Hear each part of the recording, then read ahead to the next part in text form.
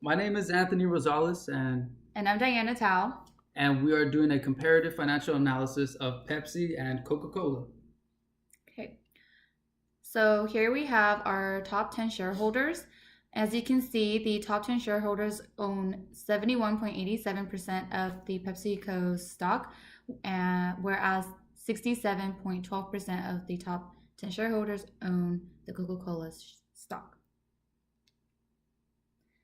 And why do investors care about our cost of capital?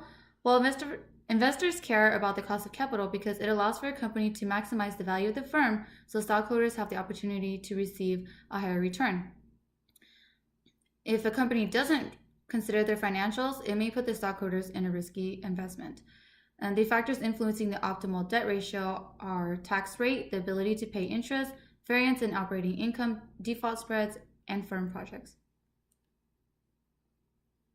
Our cost of debt financing, we start with the cost of debt pre-tax, and the way we find the pre-tax is by getting the bond rate for both Coke and Pepsi. For Pepsi, it was an A plus rating. For Coca-Cola, was an A minus rating. So with Coca-Cola having a lower rating, they're going to have a higher default spread. So that's what made Coca-Cola 5.13 and Pepsi 4.9, giving the risk-free rate of 4%. And after that, we found the after-tax cost of debt, which brought us to, for Pepsi, 3.65, and for Coca-Cola was 4.13. So the cost of capital equity financing can be found by using the capital asset pricing model. We ran the regression for the 5-year monthly return and found a beta of 0.59 for PepsiCo and a beta of 0.39 for Coca-Cola. We ran the regression for the 5-year monthly return and found a beta of 0.59 for PepsiCo and a beta of 0.39 for Coca-Cola. And for our overall cost of capital, we had to find multiple variables, including total shares, our total number of shares, market capitalization, and with that, we found the market value of debt, market value of equity, and preferred stock. No preferred stock, so that's why we have zeros there.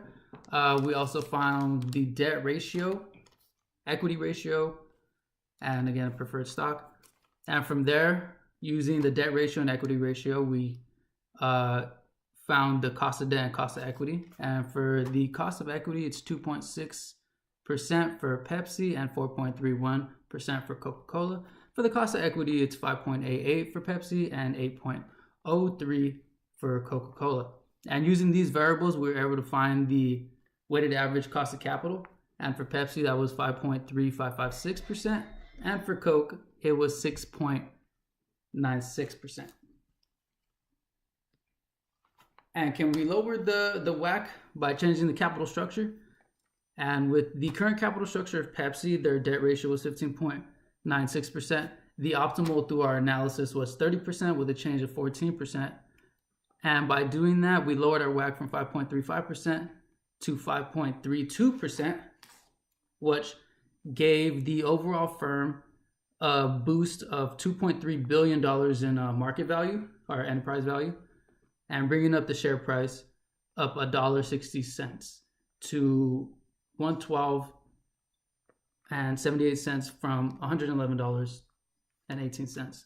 And for Coca-Cola, their current debt ratio was 13.47%, and for the optimal ratio, it was 20%, which it left our WACC at the same. There was no change, but it brought up our enterprise value by $5 billion, which oddly enough left the share price the same at $44.19. Okay, so how a financial restructuring would affect the value of PepsiCo and Coca-Cola? Well, it suggests that for PepsiCo to increase its current debt ratio from 15.69% to 30%. This in turn would increase its corporation value by 1.27%. On the other hand, Coca-Cola would increase its current debt ratio from 13.47% to 20%, increasing its corporation value by 1.95%. So, but would more debt create unnecessary risk? Well, PepsiCo and Coca-Cola both have a current debt that is below the optimal debt ratio.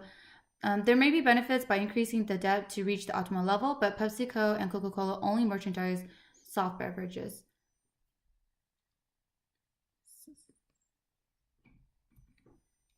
Compared to its competitors, Dr. Pepper Snapple Group and Reed's, this chart shows that PepsiCo and Coca-Cola hold more cash equivalents than Dr. Pepper, Snapple, and Reed's.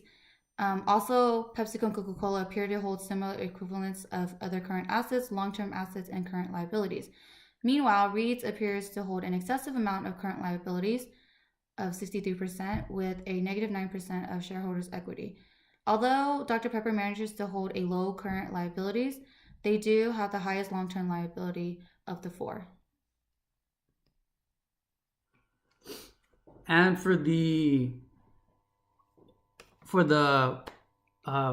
stock, for the value, the intrinsic value of the stock, we found that with all of our valuation methods that they were overpriced. With Pepsi's most common, our most recent closing value at $111.18, which we found that through our dividend discount model that it was valued at $105 per share. And for Coca-Cola, using the same method, the dividend discount model, we valued the stock at $43.33, where it is currently selling at $44.19. So both being overvalued. And that's the end of our presentation. Thank you. Thank you.